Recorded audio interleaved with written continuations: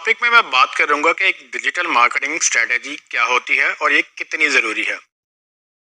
अक्सर लोग मेरे पास आते हैं और बताते हैं कि जी कि हमने डिजिटल मार्केटिंग करवानी है।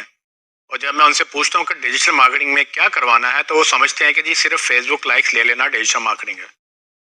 अगर आप सिर्फ एसईओ कर रहे हैं या सिर्फ आप फेसबुक कर रहे हैं या कोई भी एक काम कर रहे हैं, वो डिजिटल मार्केटिंग का पार्ट ज़रूर है, बट डिजिटल मार्केटिंग एक पूरी तरह से स्ट्रेटेजी आप अडॉप्ट करके नहीं चल रहे। मैं चाहता हूं कि आप लोग ये अंडरस्टैंड करें कि एक आधा काम करना ठीक है, लेकिन अगर आप पूरी डिजिटल मार्केटिंग करना चाहते हैं तो आपको कम से कम ये 6 काम करने हैं।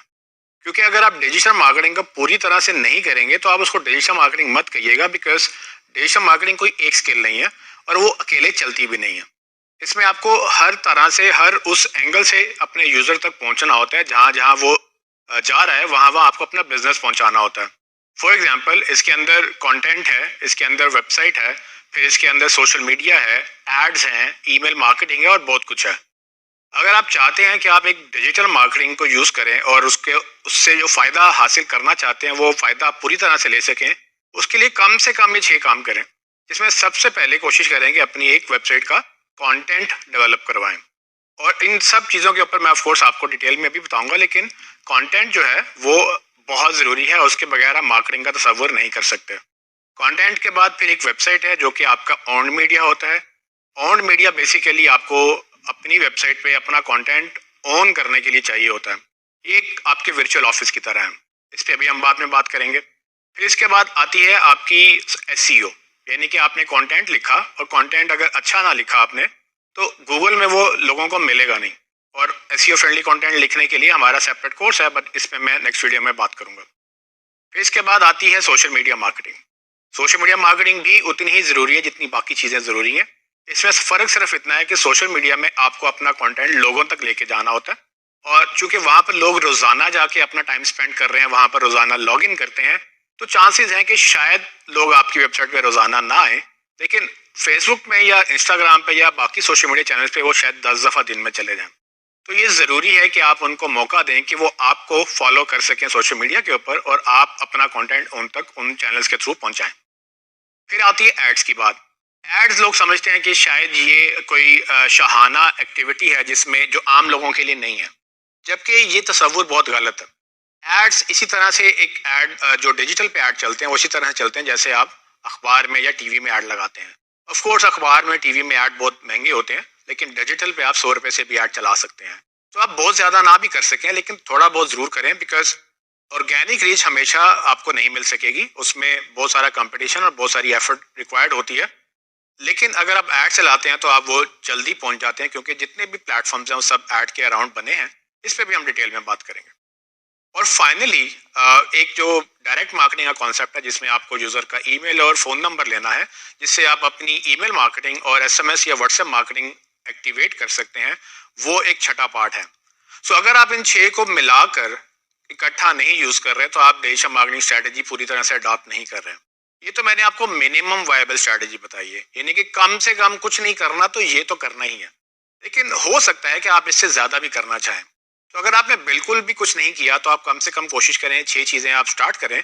और इसके बाद अगर आप ज्यादा करना चाहते हैं तो फिर बेशुमार चीजें आपके पास मौजूद हैं, जिस पे हम आगे चल के इंशाल्लाह इस कोर्स में बात करेंगे।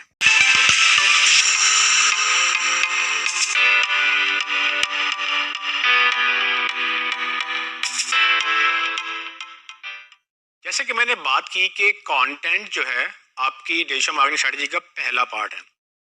मेरे एक्सपीरियंस के मुताबिक अक्सर लोग मेरे पास आते हैं जी कि हमें वेबसाइट बना दें, हमें एसईओ कर दें, हमें सोशल मीडिया कर दें। और मेरा पहला सवाल उनसे यही होता है कि कंटेंट कौन देगा। तो नॉर्मली लोग कंटेंट से पता नहीं क्यों भागते हैं, जबकि कंटेंट के बगैर मार्केटिंग का तस्वर भी नहीं आप कर सकते।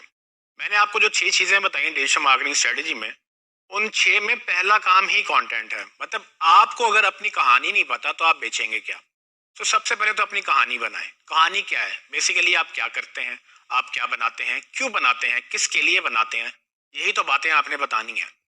मुझे लगता है कि लोगों को जो थोड़ी सी झिझक होती है वो इसलिए कि शायद उनको लैंग्वेज का मसला है, या शायद उनको इंग्लिश का मसला है, या उनको लिखना नहीं आता, विच इज़ फाइन। हर बंदे को हर काम आना ज़रूरी नहीं है।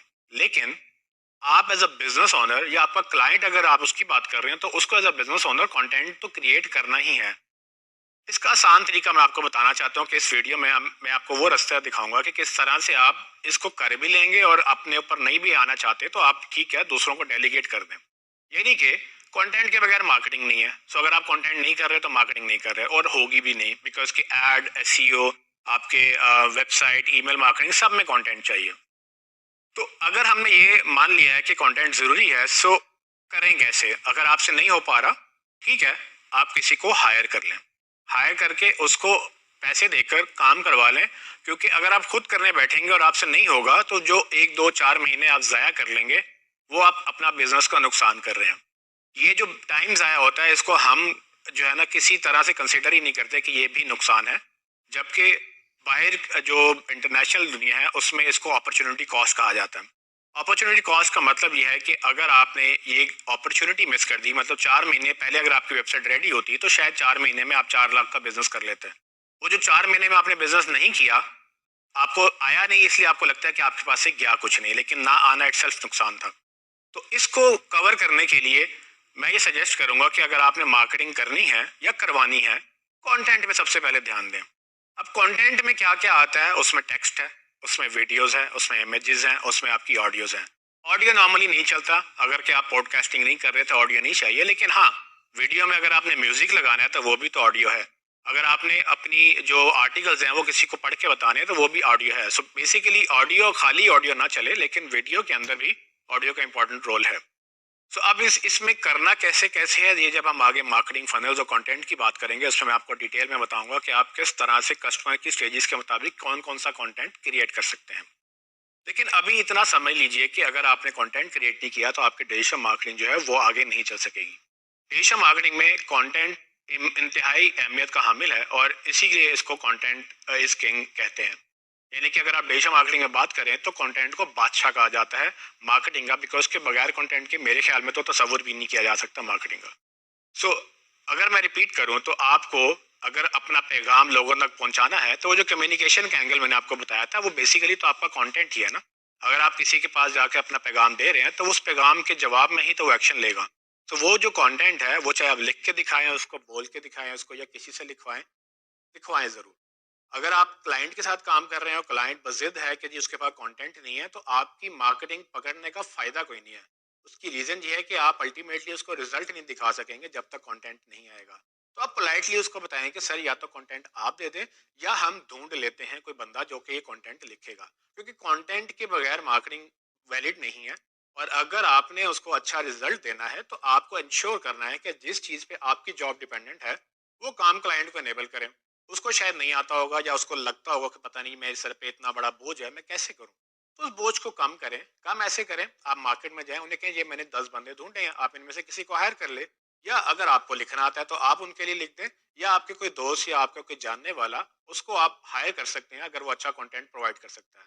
सो असल में इम्पोर्टेंट बात यह है कि डिजिटल मार्केटिंग को आगे लेके जाने के लिए कंटेंट को रेडी करें। आप अपना बिजनेस कर रहे हैं तो आपको कंटेंट चाहिए, अगर आप किसी क्लाइंट को हेल्प कर रहे हैं तो उसका कंटेंट एनेबल करवाएं। और जो झिझक है उसको खत्म करें। अगर लिखना नहीं आता, किसी को प्रोफेशनल को हायर कर ले, क्योंकि आप एक दफा अपना जो कंटेंट लिखवाएंगे वो फॉर एवर आपका एसेट बन जाएगा। आपने एक आर्टिकल लिखा, वो आर्टिकल आपका है और हमेशा के लिए आपको हेल्प करता रहेगा, डिपेंडिंग ऑन कि उस आर्टिकल की कॉन्टेक्स्ट क्या है। लेकिन कंटेंट को जरूर ध्यान में रखिएगा।